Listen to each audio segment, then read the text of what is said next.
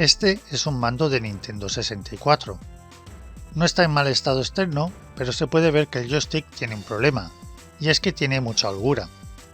Si pruebo el mando con la herramienta Mimi, que es una ROM de Nintendo 64 para testear los joysticks, se puede ver que el del mando en color azul no alcanza los valores normales de color verde.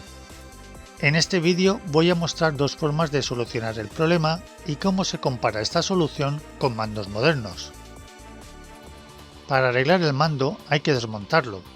Hay que quitar 7 tornillos Phillips situados en la parte inferior.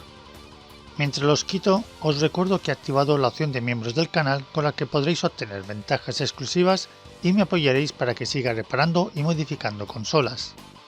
Tras quitar los 7 tornillos, hay que quitar 2 más situados dentro del hueco para accesorios. Retirando la carcasa inferior podemos acceder al joystick. Hay que apartar el botón Z y luego, quitando 3 tornillos y desconectando un cable, podremos sacarlo del mando. Ahora hay que abrirlo simplemente quitando este tornillo negro y separando con cuidado estas dos pestañas. Ahora ya se puede ver en el interior que está en muy mal estado. Este polvo que hay dentro no es suciedad, son restos de plástico que se han desprendido de las piezas internas. Voy a limpiar el polvo para ver mejor las piezas.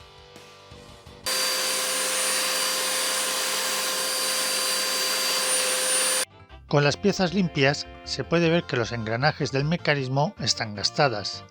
Si se compara con unas piezas nuevas, se puede ver cómo el agujero interno es más grande e irregular. Como se puede ver en esta animación, cada engranaje se encarga de transmitir el movimiento de un eje del joystick a un lector óptico, muy similar a como lo hacían los ratones antiguos de bola.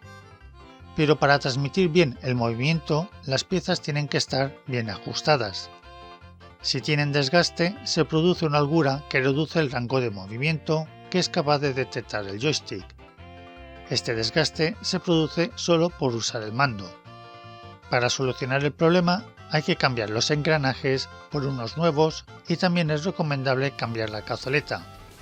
No se ve en el vídeo, pero también está desgastada. Lo primero es sacar los discos obturadores de la cazoleta antigua y ponerlos en la nueva. Después coloco la cazoleta en la carcasa del joystick.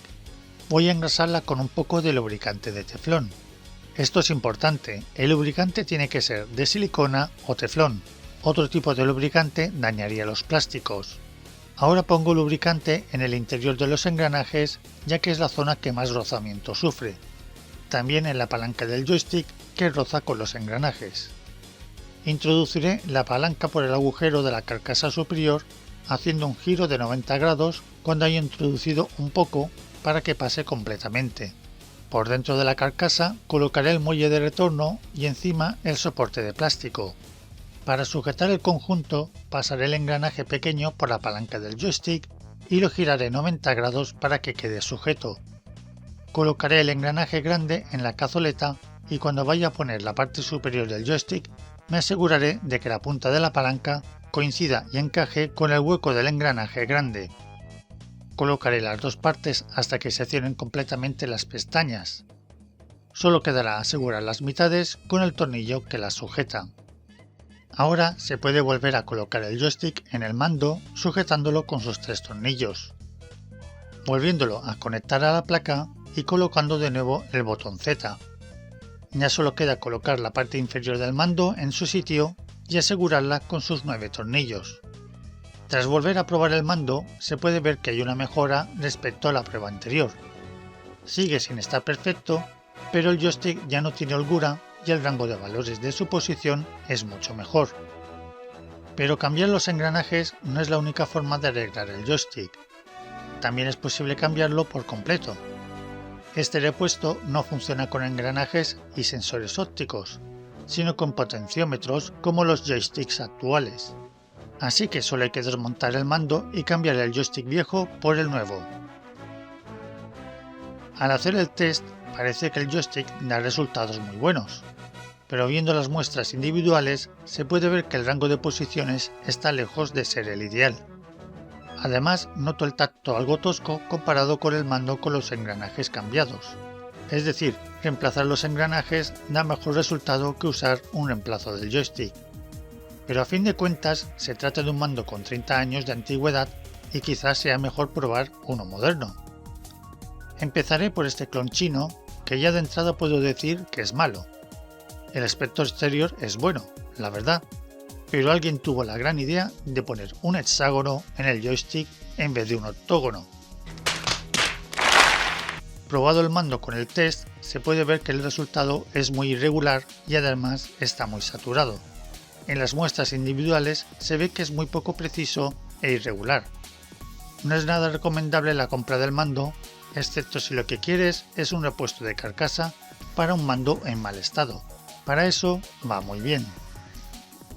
El siguiente mando a probar es este Brawler 64. Salió hace unos años como alternativa moderna a los mandos originales. No me convence su forma, pero la verdad es que es cómodo. En el test se pasa de varios valores, pero es bastante aceptable. En las muestras individuales se ve que no va mal y es bastante preciso. Ahora probaré este mando de Retrobit. Imita la forma del mando original de Hori, una alternativa que salió mientras la Nintendo 64 aún se vendía en las tiendas. Tampoco me convence su forma, pero también es cómodo de coger. Pero en el test es bastante desastroso. Se pasa de muchos valores y en las muestras individuales se confirma. No se siente nada preciso, así que no es un mando muy recomendable. Por último, probaré el mando oficial de Nintendo 64 para el Nintendo Switch Online.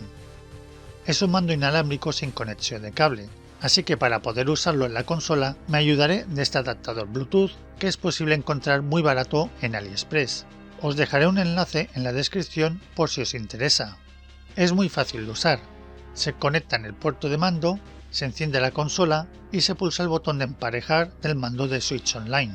Si se mantiene la luz de un jugador, es que todo es correcto. El test lo pasa casi a la perfección, dando los mismos valores que un mando original. El tacto es idéntico y en las muestras individuales se nota bastante preciso. Eso hace que este mando original se convierta en la mejor alternativa a los mandos originales de cable. Pero ¿por qué es importante que los valores del joystick coincidan con el original? El joystick tiene un recorrido determinado.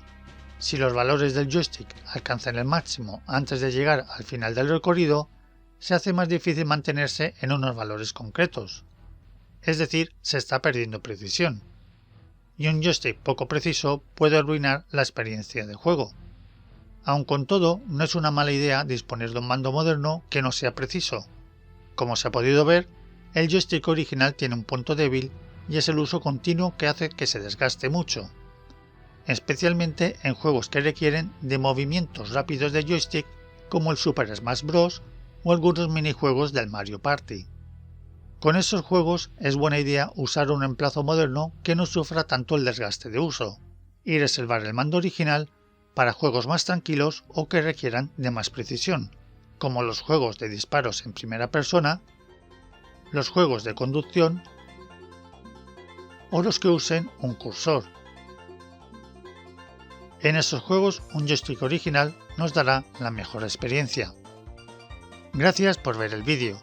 Si te ha gustado y quieres apoyarme, dale un like, suscríbete o hazte miembro del canal.